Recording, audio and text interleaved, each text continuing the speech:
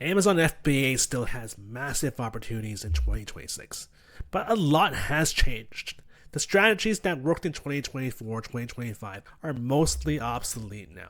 The number one reason new sellers will likely fail before they even start the process is because they choose the wrong products for the wrong reasons. Nothing else even comes close to that. Failed product launches are painful, trust me. I've been there and it sucks. The financial hit is bad, no doubt, but the blow to your confidence is significantly worse. What if it doesn't have to be that way?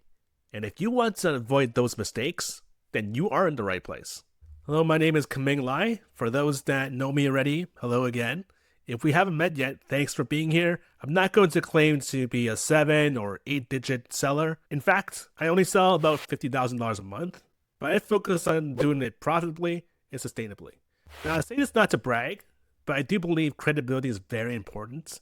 And I'll be honest, I don't know everything about Amazon, but I do know enough to be crazy effective. After coaching hundreds of sellers, I've noticed 5 major mistakes in the product selection process that causes beginners to burn a ton of cash, waste time, and launch products that were pretty much doomed on production. So number 1, over-relying on keyword software. Yes, it starts with searching for a keyword where customers find a specific product. Tools like Helium 10, Jungle Scout, they're all very powerful. But the problem is, too many sellers use it as a direct shortcut. When you do product research with these tools, you're filtering, sorting, and chasing metrics like search volume, reviews, revenue. But these numbers don't paint the entire picture of the competition. This method did work in the past, so don't get me wrong. You could find less competitive niches, come to market with a product by providing more value, better offer. But the real danger is you're basing your whole investment on a few data points and an opportunity score that's provided by your keyword tool. Remember this, copying yesterday's winners will not give you tomorrow's success. Number 2, competition quality versus quantity. Most beginners look at low review products and assume there's lower competition, but reviews do not tell you about competition itself. Low reviews or low ratings are an easy entry point if you are selling a same product or a very similar product. Unfortunately, what ends up is that you're going to end up in a price war that you will not win. On Amazon, the real competition is hidden in performance signals that most beginners miss. For example, certain niches might look very attractive if they have good demand and low reviews. But it can still be extremely difficult to navigate if the competition has well-optimized listing and images, very creditable branding, strong keyword dominance.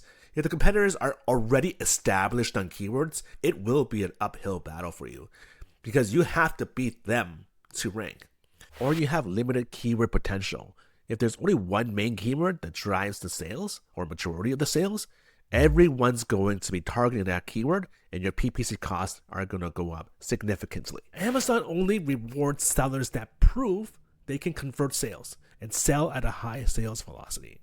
So if your product is too similar to everyone else on page 1 without anything significantly better to offer, you're just going to spend a lot of money on PPC without gaining much traction. Until you can perform better on metrics like click-through rates or conversion rates, sales velocity, or total perceived value, customers won't buy your product. And there's no reason for Amazon to rank your product or display your listing above your competitors. And without good exposure, customers will never be able to find your product. And if they can't find it, well, they won't be able to buy it. Number 3 is knowing your numbers. Most new sellers choose low-priced products, and this is a silent killer. New sellers love low-priced products. Don't ask me why, I don't know why, but I am going to assume because they look easy to launch. They have low risk, high search volume, and they're very simple to source. However, this is a trap. Low-priced products are the hardest to rank because the margins are terribly low. The PPC eats up your entire profit. I mean, your margins are just gone, they evaporated. And you rely heavily on organic sales. So it takes forever for you to even make your money back. For example, if your product was $12.99, your margin say it's $3 and your cost per click is $1. Your margins and PPC budget evaporate before you even reach page 1. So you need to remember this. Low prices equals to weak margins, which means high risk and weak results. Number 4 is ignoring the who and what. Most new sellers fail to understand that you're selling a product to a person on the other side of the screen. Who are you selling to, and what problem are you trying to solve? Too often I see someone saying, I'll just make a better product or better version, a premium version, or sometimes people make changes to color or material or design. But this only matters if customers are actually complaining about these issues, and more importantly, how can you measure this accurately if color and designs are subjective opinions? Sometimes the win isn't just a better or different product. It's a better solution that solves the customer's problem, such as a more reliable solution, easier installation, improved efficiency or functionality, a more convenient user experience. And number 5, underestimating PPC cost and the data available to you. Now, getting to page 1 on Amazon is expensive, and some niches require months of aggressive PPC just to break into page 1. But many sellers miss the early red flag signals, such as brutal advertising and PPC cost in competitive categories, or declining price trends. This usually means there's a price war taking place or unstable search volume due to seasonality. And this one I see the most often, and I think it's super important, is if the top sellers are taking 80% of the click share or market share, you are going to be fighting for the last 20% between you and the rest of your competitors. Also, if the data looks ugly before you even enter the niche, it's gonna get a lot more ugly once you have money in it. So those are the 5 biggest mistakes that cause sellers to fail before launch. Over-relying on keyword tools, underestimating competition, knowing your numbers, not targeting who and what, factoring ad spend, and hidden signals.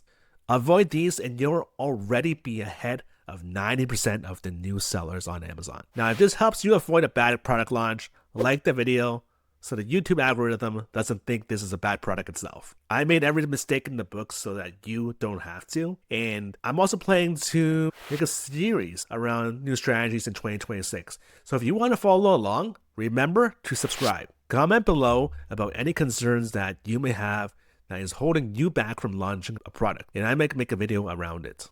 If you want a follow-up video on how to find profitable products in 2026 using new strategies, type new strategies in the comments and I will make it next. I also operate an Amazon agency that helps sellers manage PPC, listing, and conversion optimization. So if this all sounds too complicated for you, feel free to reach out to see if we can help. You can scan this QR code, or the details will be in the description as well. Once again, thanks for being here, and I'll see you soon.